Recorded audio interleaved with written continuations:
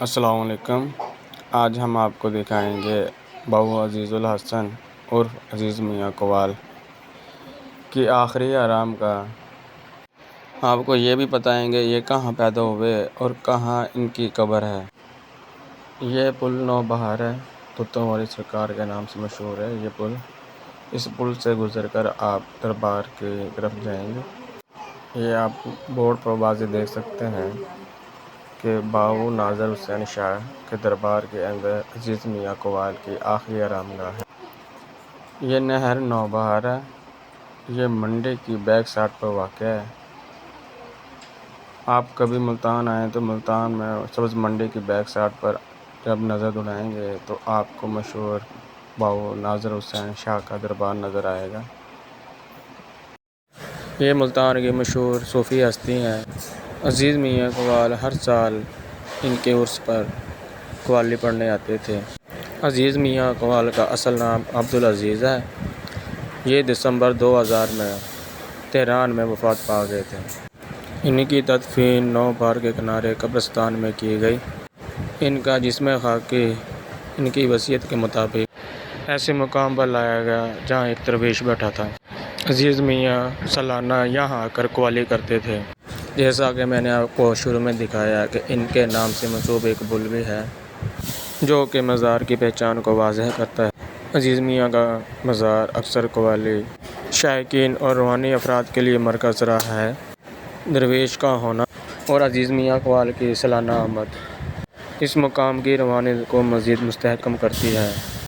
یہ باؤ ناظر حسین شاہ کے بڑے بھائی چودھری عبدالحمید کی قبر ہے۔ اس کے ساتھ ہی جو کہ بابا لطف علی شاہ سرکار کے ساتھ واقع ہے، اسی دربار کی بیک سائڈ پر باؤ ناظر حسین شاہ کی قبر ہے۔ اس کے ساتھ ہی عزیز میاں قوال کی آخری آرام گاہ بھی آپ کو نظر آئے گی۔ یہ دیکھیں دربار کا حرم۔ عزیز میاں قوال 17 اپریل 1942 کو بھارت کے شہر دلی میں پیدا ہوئے۔ قیام پاکستان کے بعد ان کا خاندان پاکستان منتقل ہو گیا۔ پاکستان میں ان کا وقت زیادہ تر لاہور اور ملتان میں گزرا، لیکن ان کی رہائش اور آخری ایام ملتان میں ہی رہے۔ اسی وجہ سے وفات کے بعد انہیں ملتان میں ہی دفن کیا گیا۔ ان کا شمار پاکستان کے منفرد اور پراثر قوالوں میں ہوتا تھا۔ ان کی آواز بھاری اور الفاظ سیدھے دل پہ اثر کرتے تھے۔ قیام پاکستان کے بعد ان کا خاندان لاہور آیا، لیکن مستقل طور پر ملتان میں منتقل ہو گئے۔ ملتان اس وقت بھی صوفیہ اور درگاہوں کا مرکز تھا۔ عزیز میاں کی صوفیانہ شاعری اور قوالی کے لیے یہاں کی فضا زیادہ مؤثر تھی۔ یہاں صفائی کا خاص اہتمام ہے۔ ان کی قوالی میں صوفیانہ رنگ نمایاں تھے۔ ملتان جیسے صوفیانہ شہر میں ان کے فن کو مزید مستحکم کر دیا۔ ان کی مشہور قوالی میرا پیا گا رہا ہے، کون بشر ہے اللہ ہی جانے ان کی مشہور قوالیوں میں سے ایک ہے۔ یہ باؤ ناظر حسین شاہ کا دربار ہے اور طوطا والی سرکار کے نام سے مشہور ہے ملتان میں۔ اسی دربار کے اندر عزیز میاں قوال کی آخری آرام گاہ ہے۔ عزیز میاں قوال ہر سال اس مزار پر قوالی پڑھنے آتے تھے اور یہیں کے ہو کے رہ گئے۔ ایران میں وفات کے بعد ان کے جسم خاکی کو ملتان لایا گیا اور نہر کے کنارے قبرستان میں باؤ ناظر حسین کے دربار میں ان کی تدفین کی گئی۔